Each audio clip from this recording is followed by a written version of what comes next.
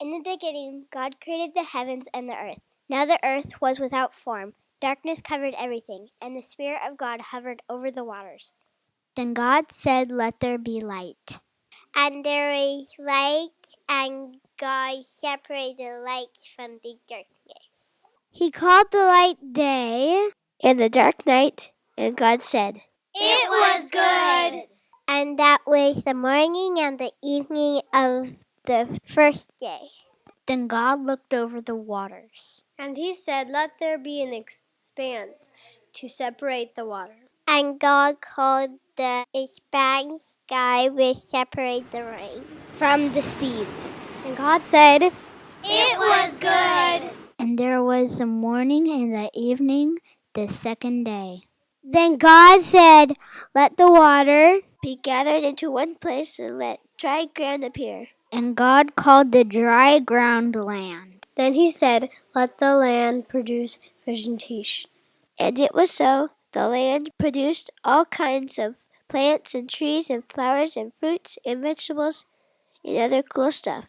And God said, "It was good." And there was the morning and the evening, the third day. And God said, "Let there be lights in the sky to separate the day from the night. Let them serve as signs to mark the days and seasons and years, and let them give light to the earth." And it was so. God made two great lights. He called the greater light the sun to light the daytime. And he called the lesser light the moon to light the night. And since the moon was so small, he also made the stars to help the moon light the night sky. And God said, "It was good."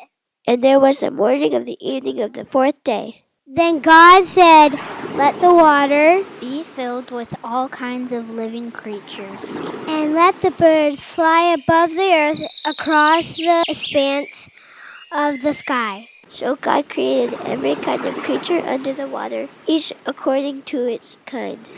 And he filled the air with birds, which he made according to their own kinds. And God said, "It was good."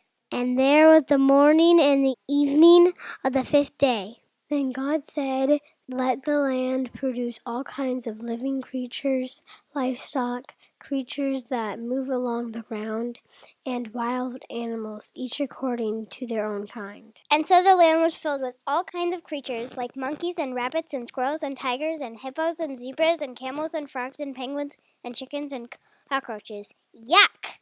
And God said, "It was good."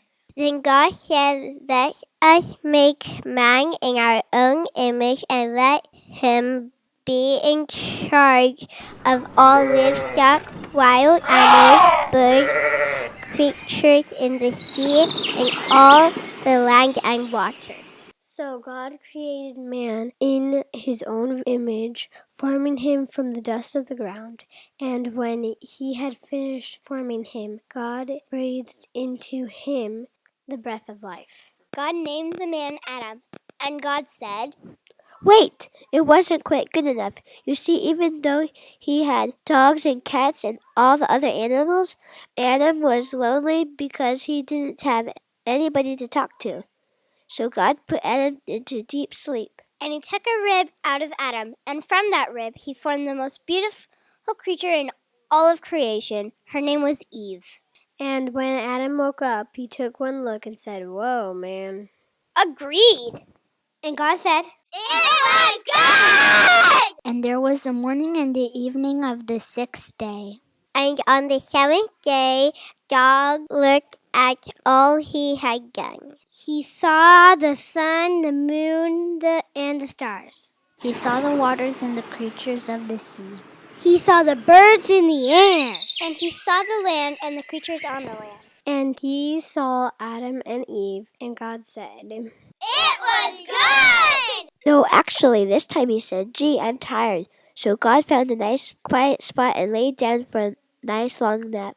And on the seventh day, God created rest, and God said, "It was good."